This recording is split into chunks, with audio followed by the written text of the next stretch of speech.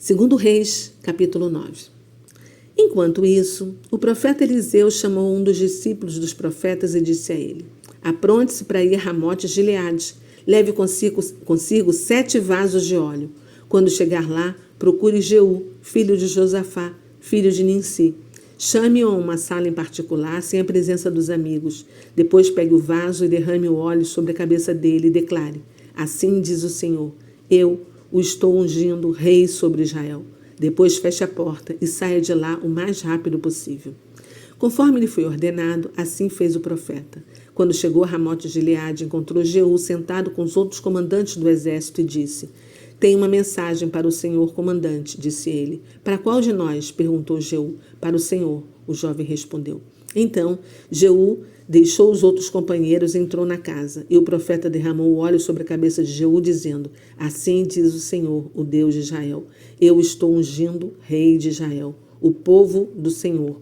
Você deve destruir a família de Acabe, seu servo. Vingará o assassinato dos meus profetas, meus servos e do sangue de todos os servos do Senhor, derramado por Jezabel. Toda a família de Acabe deve ser liquidada, todos do sexo masculino, seja escravo ou livre. Destruirei a família de Acabe, como destruí as famílias de Jeroboão, filho de Nebate, e de Baasa, filho de Aías. Os cães comerão Jezabel, esposa de Acabe, em Jezreel, e ninguém a sepultará. Depois ele abriu a porta e saiu correndo. Jeú voltou a se reunir com os outros comandantes e um deles lhes perguntou: está tudo bem? O que esse louco queria? Jeú respondeu: vocês sabem muito bem quem ele era e o que queria. Não sabemos, disseram. Contem-nos o que aconteceu. Então Jeú lhes contou o que o homem tinha dito e que ele tinha sido ungido para ser o rei de Israel. Imediatamente, eles tiraram suas capas e forraram os degraus onde ele pisava. Eles tocaram trombeta e gritaram: Jeú é rei. Foi assim que Jeú, filho de Josafá e neto de Ninsi, se rebelou contra o rei Jorão. O rei Jorão havia estado com um exército em Ramote-Gileade, defendendo Israel contra as forças de Hazael, rei da Síria. O rei Jorão tinha voltado a Jezreel para recuperar-se dos ferimentos sofridos na batalha contra Hazael, rei da Síria. Jeú propôs aos homens que estavam com ele: já que vocês me querem como rei, não deixem que ninguém escape da cidade e vá nos denunciar em Jezreel. Então Jeú subiu em seu carro e ele mesmo foi a Jezreel para encontrar-se com o rei Jorão, que estava ali ferido. Acasias, rei de Judá, também estava lá, pois tinha ido visitar Jorão. O vigia da torre de Jezreel viu Jeú e seu grupo que se aproximavam e gritou: alguém está chegando com uma tropa. Mande um cavaleiro ao encontro deles e descubra se é amigo ou inimigo, respondeu Jorão. Então, um mensageiro saiu a encontrar-se com Jeú e disse: o rei quer saber se você vem em missão de paz. Jeú respondeu: o que você sabe a respeito de paz? Saia da minha frente. O vigia relatou ao rei. O mensageiro se encontrou com eles, porém não está voltando. Então o rei enviou outro cavaleiro. Ele avançou na direção deles e disse: o rei pergunta: vocês vêm em missão de paz? Jeú respondeu: o que você entende de paz? Saia da minha frente. O vigia relatou: ele chegou a eles, mas também não está voltando. E acrescentou: pelo jeito de guiar o carro, deve ser Jeú, neto de Ninsi. Ele dirige furiosamente. Depressa, apronte-me um carro, ordenou o rei Jorão. Então Jorão, rei de Israel, e Acasias, rei de Judá, saíram para encontrar-se com Jeú. Eles o encontraram na propriedade que pertencia a Nabote. Quando Jorão viu Jeú, perguntou: você vem em missão de paz, Jeú? Jeú respondeu: como pode haver paz enquanto as maldades e feitiçarias praticadas por sua mãe Jezabel continuarem?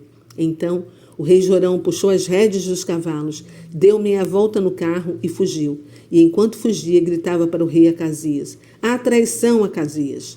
Então Jeú esticou seu arco com toda a força e atirou contra Jorão. A flecha o acertou nas costas, entre os ombros, e atravessou o coração, e ele caiu morto no seu carro. Jeú disse a Abidcar, seu ajudante: jogue o corpo dele no campo de Nabote, de Jezreel, pois uma vez, quando você e eu íamos atrás do pai dele, Acabe, o Senhor revelou esta profecia: Ontem vi o sangue de Nabote e de seus filhos, diz o Senhor, e certamente farei você pagar por isso nesta mesma propriedade, diz o Senhor. Por isso, jogue o corpo dele no campo de Nabote, conforme a palavra do Senhor. Enquanto isso, Acasias, rei de Judá, havia fugido pela estrada que vai a Bet-Agã. Mas Jeú foi atrás dele, gritando: matem-no também. E os soldados atiraram nele em seu carro, no local onde a estrada sobe para Gur, perto de Ibleão. Mas Acasias conseguiu refugiar-se em Megido, onde morreu. Seus oficiais levaram seu corpo de carro para Jerusalém, onde o sepultaram com seus antepassados, na cidade de Davi. O reinado de Acasias sobre Judá começou no 11º ano do reinado de Jorão, filho de Acabe. Quando Jezabel soube que Jeú havia chegado a Jezreel, pintou os olhos, arrumou os cabelos e se sentou à janela do palácio. Quando Jeú entrou pelo portão do palácio, ela gritou para ele: Como vais, Enri? Você assassinou o seu senhor? Ele olhou para cima e viu que ela estava na janela. Então gritou: Quem está do meu lado? E 2 ou 3 homens de confiança no palácio olharam para ele. Então Jeú ordenou: Joguem essa mulher para baixo. E eles a jogaram pela janela. O sangue de Jezabel espirrou pela parede e nos cavalos, e ela foi pisoteada pelas patas dos cavalos de Jeú. Jeú entrou no palácio, comeu, bebeu e ordenou: Convém que alguém vá sepultar essa maldita mulher, afinal ela era filha de rei. Mas quando saíram para sepultá-la, só encontraram a caveira, os pés e as mãos. Então voltaram e contaram a Jeú o que havia acontecido. E Jeú disse: exatamente o que o Senhor disse que ia acontecer, por meio do seu servo Elias, o tesbita, que os cães comeriam a carne dela, e que seu corpo se espalharia como esterco no campo de Jezreel, de maneira que ninguém poderia dizer: é Jezabel.